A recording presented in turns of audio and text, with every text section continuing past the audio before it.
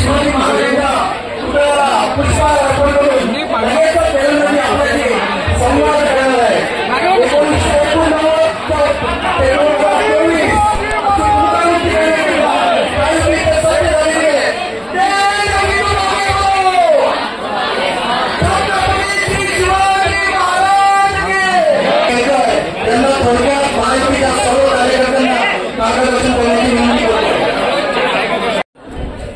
मी सन्माननीय राजसाहेबांना दाखवलं. राजसाहेबांनी तिसऱ्या दिवशी फडणवीस साहेबांची अपॉइंटमेंट घेतली. सकाळी 7 वाजता आणि फडणवीस साहेब तेव्हा सीएम होते आणि त्यांच्या घरी आम्ही गेलो. त्यांना मी ते समजून सांगितलं. माझ्या फेसबुकवर कुठेतरी पुस्तकाचं दप्तराचं उदर कसं कमी करतात त्याच्याविषयी आणि त्यांना इमिजिएटली ते रेकमेंड केलं. त्या शिक्षण समिती एक आमदार जे आता काही दिवसाचा त्यांच्याकरता आपण परत एकदा त्यांचा सत्कार करावा. नितीनजी रायगे, सुरजी दळवे यांनाही विनंती आहे. भारतीय जनता युवा मोर्चा आणि युवा सेनेचे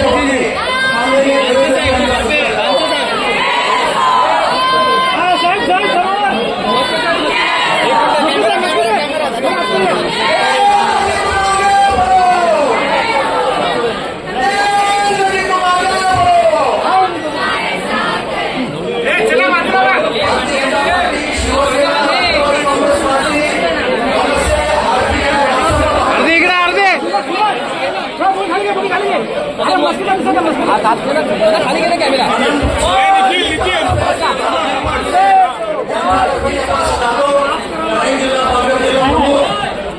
भास्करजी वाघमारे आरपीआयचे प्रमुख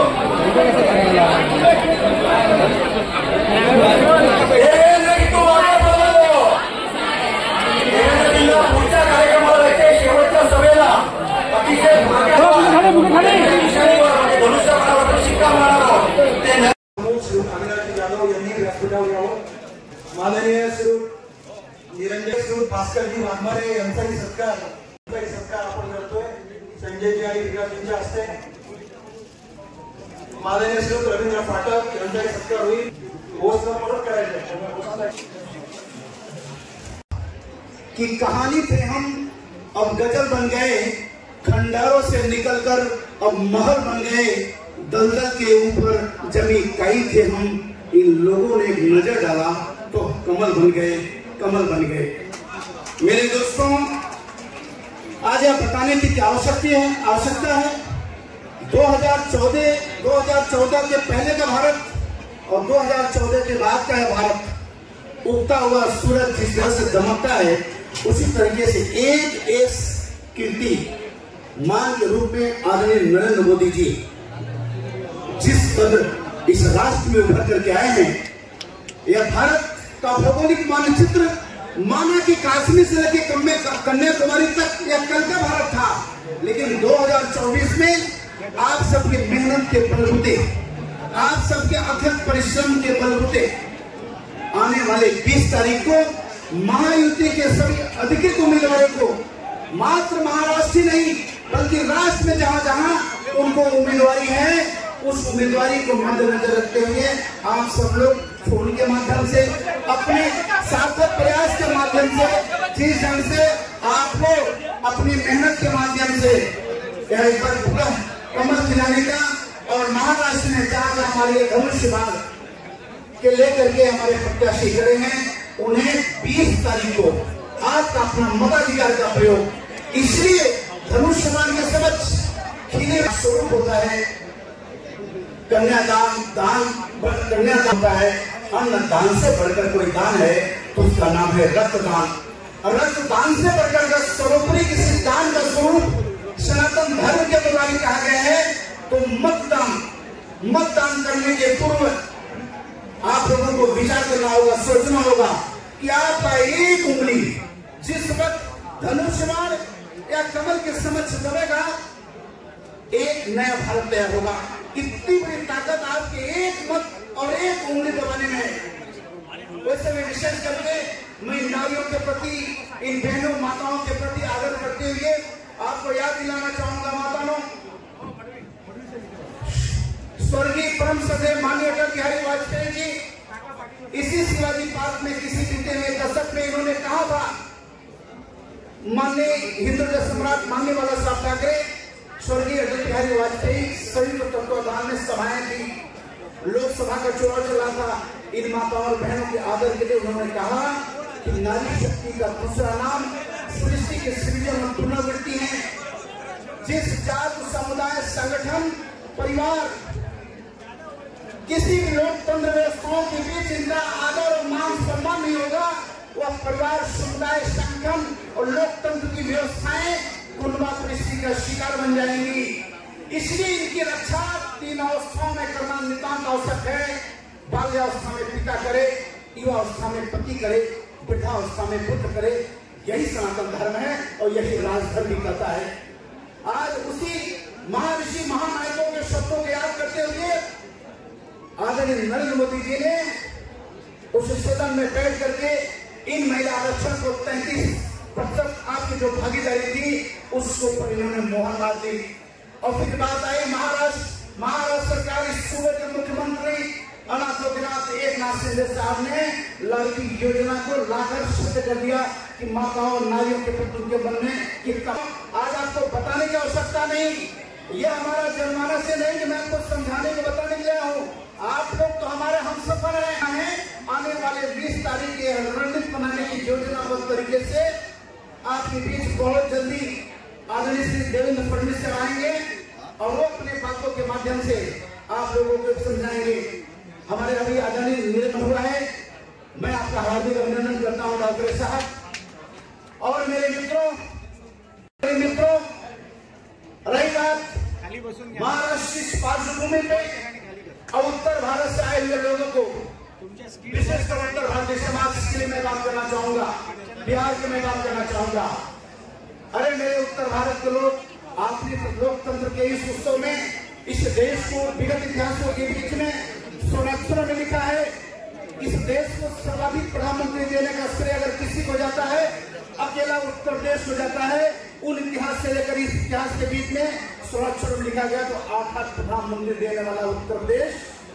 मुझे विश्वास है कि आने वाले 20 तारीख को उत्तर भारत के सभा बढ़ चढ़ के हिस्सा लेंगे।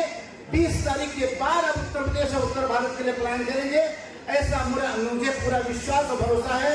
इसी के साथ सभी को अपना मजहब प्यारा, सभी को प्यारा है भगवान, गीता, कुरान, शबद, बाइबिल, सबसे प्यारा देश महान, जात धर्म महफूज और सबका फलो फूलो रहो आबाद, मगर हिंद में इस महायुति का जिंदाबाद जिंदाबाद जिंदाबाद जिंदाबाद। इन्हीं चंद शब्दों के साथ मैं अपनी वाणी को विराम। पत्रकार परम पूज्य डॉक्टर बाबासाहेब आंबेडकर यांना वंदन करू। शिवसेना प्रमुख वंदनीय बाळासाहेब ठाकरे, गुरुवर्य धर्मवीर आनंद दिघे साहेबांना विनम्र असं अभिवादन करून 25 ठाणा लोकसभा मतदारसंघाचे महायुतीचे शिवसेनेचे उमेदवार श्री नरेश मस्के महायुतीच्या कार्यक्रमासाठी मेळाव्यासाठी या ठिकाणी उपस्थित महाराष्ट्राचं लाडकं नेतृत्व माननीय देवेंद्र फडणवीस साहेब, महायुतीचे उमेदवार नरेश मस्के, व्यासपीठावरील सर्व मान्यवर नेते, आमदार, पदाधिकारी, महायुतीचे पदाधिकारी आणि माझ्या समोर उपस्थित असलेले की जे गेले 2 आठवडे जीवाचं रान करतायत असे कार्यकर्ते, बंधूंनो, भगिनींनो आणि मातांनो, खरं म्हणजे देवेंद्रजींना ऐकायला आपण आलेलो आहोत। कार्यकर्ते धनुष्यबाण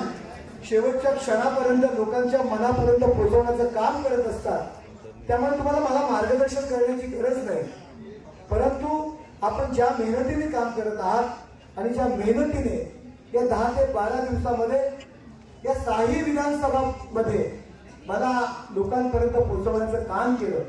6 विधानसभामध्ये शिवसेना भाजपचे आमदार आहेत आणि मला वाटतं राज्यातील हा एकमेव लोकसभा मतदारसंघ असेल की ज्या ठिकाणी शिवसेना भाजप युतीचे सर्व आमदार आहेत। त्यामुळे आपला विजय पक्का आहे, परंतु गाफील न राहता आपण सर्वजण काम कराल आणि माझ्याकडून पुढील खासदार म्हणून निवडून आल्यानंतर आपण माझ्यासाठी काम केलं याची कधीही आपल्याला लाज वाटणार नाही, अशा पद्धतीचं काम मी नक्कीच करेल एवढं बोलतो आणि माझं वक्तव्य संपवतो. जय हिंद, जय महाराष्ट्र. जो लीड येईल तो भारतामधल्या टॉप 5 मधल्या लीड मध्ये असेल. हो की नाही? हो की नाही? हो की नाही? धन्यवाद. पूर्ण महाराष्ट्रात गेला पाहिजे म्हणून ते देखील काम करतायत. त्यामुळे थोडा त्रास तुम्हीही सहन करा. आज ठाण्यातील आपल्या महायुतीच्या कार्यकर्त्यांच्या मेळाव्यामध्ये मंचावर उपस्थित सन्माननीय आमदार संजय केळकरजी, विनयजी सहस्त्रबुद्धे, प्रताप पाटील चिखलीकर, निरंजनजी डावखरे, आपले लोकप्रिय उमेदवार नरेश मस्केजी, रवींद्र पाठकजी, अभिजित पानसेजी, संजय बापुलेजी, आनंद परांजपेजी, भास्कर वाघमारेजी, जयप्रकाश ठाकूरजी, संदीप रेलेजी, बाळासाहेब पाटील, अभिनवजी जाधव, हेमंतजी पवार, रवींद्रजी मोरे. सांगली विधानसभामध्ये शिवसेना भाजपचे आमदार आहेत आणि मला वाटतं राज्यातील हा एकमेव लोकसभा मतदारसंघ असेल की ज्या ठिकाणी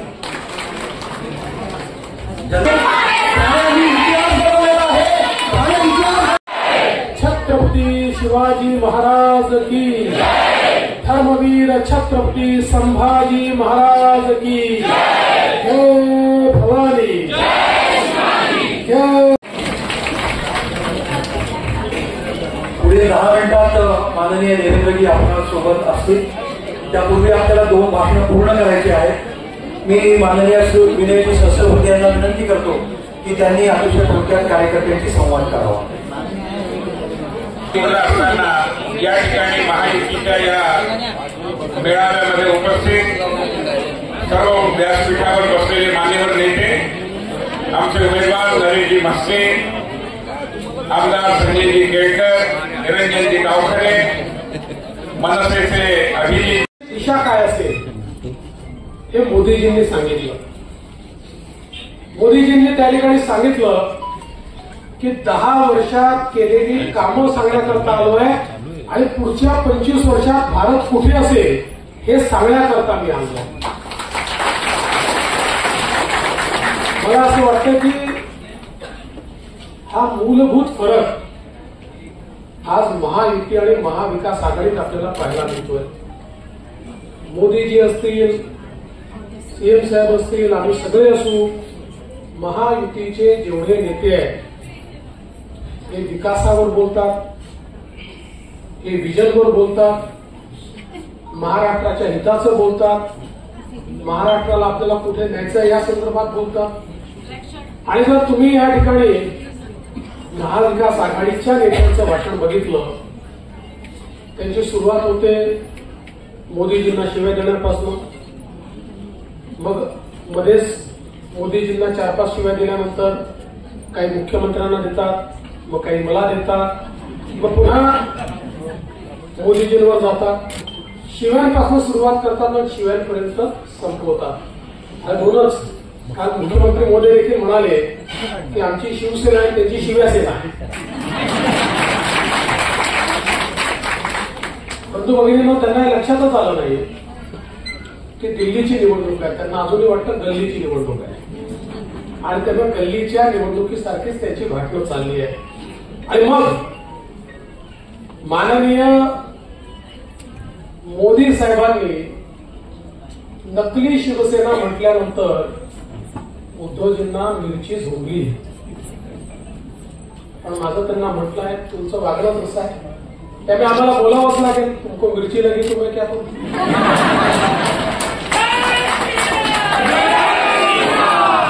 माझा तुम्हाला सवाल आहे, ते आपले विरोधक आहे म्हणून म्हणत नाही, पण मला एक सांगा की शिवसेना जी हिंदू हृदय सम्राट शिवसेना प्रमुख बाळासाहेब ठाकरेंची आहे, ती बाळासाहेब ठाकरेंचा उल्लेख जनाब बाळासाहेब ठाकरे म्हणून करू शकते का?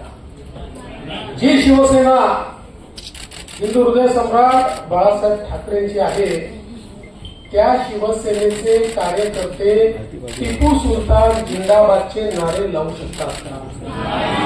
जी शिवसेना बाळासाहेब ठाकरेंची आहे त्या शिवसेनेचा मुख्यमंत्री असताना याकूब मेमनची कबर सजवली जाते, ती खरी शिवसेना असू शकते का?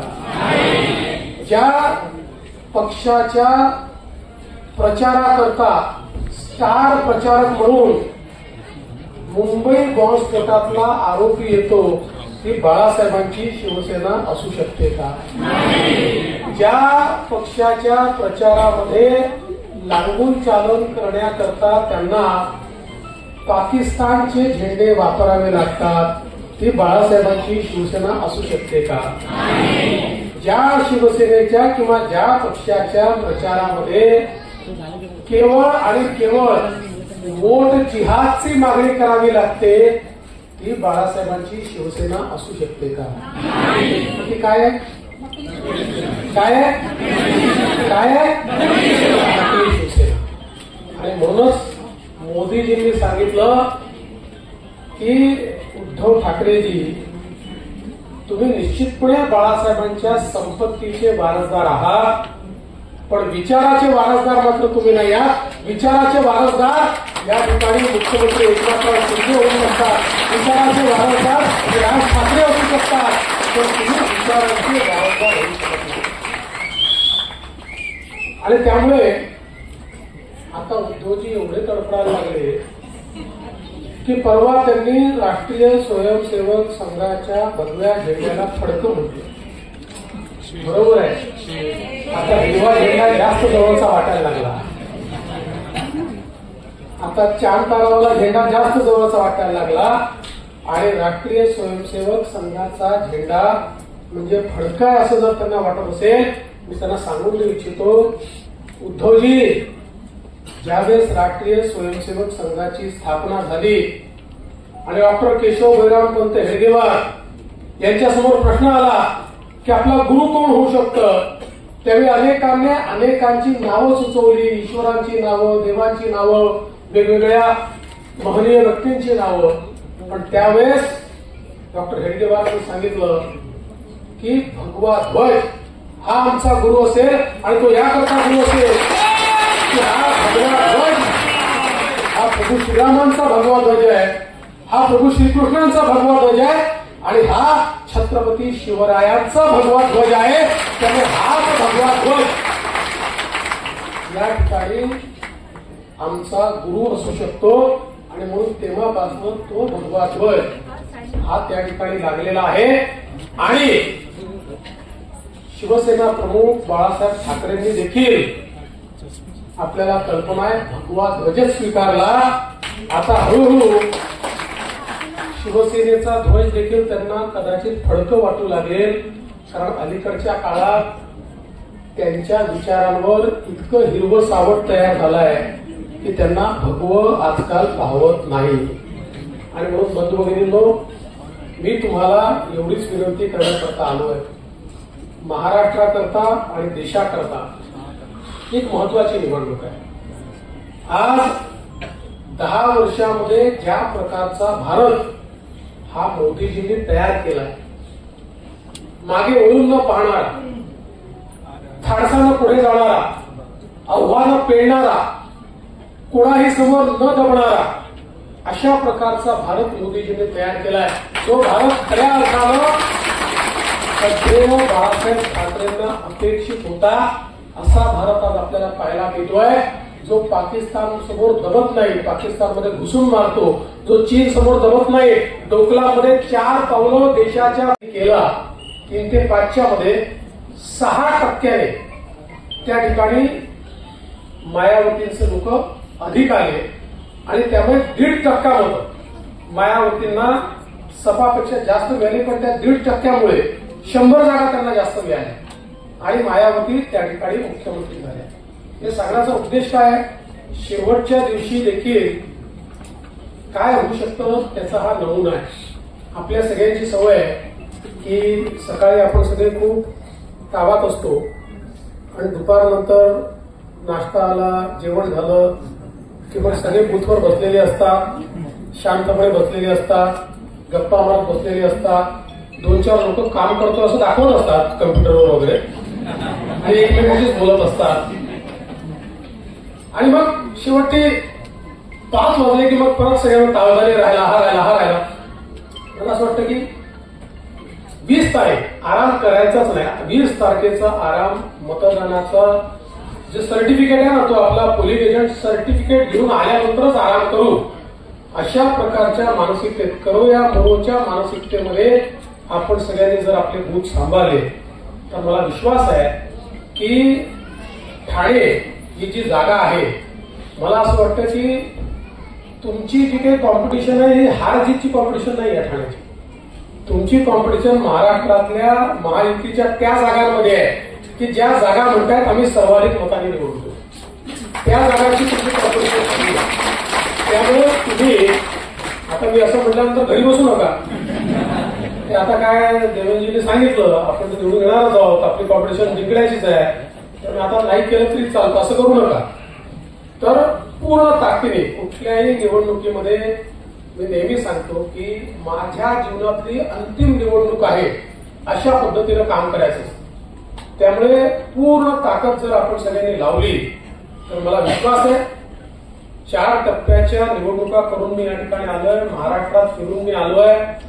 कोणाचा नरेटिव्ह काही असू द्या, कोणी काही बोलू द्या, जनतेने मनातनं हे ठरवलं आहे की मोदीजींना आणि महायुतीला मतदान करायचं.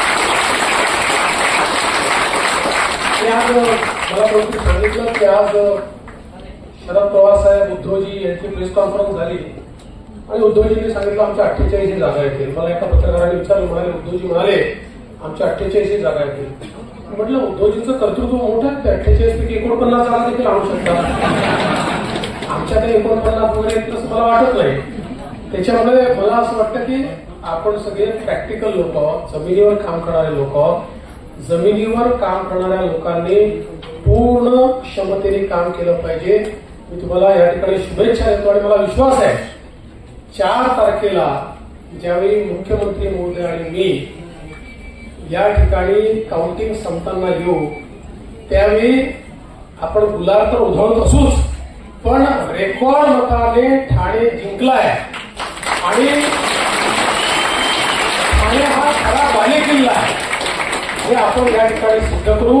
त्याकरता आपण सगळ्यांनी काम करावं एवढीच विनंती करतो आणि माझं बोलणं संपवतो. धन्यवाद. जय हिंद, जय महाराष्ट्र.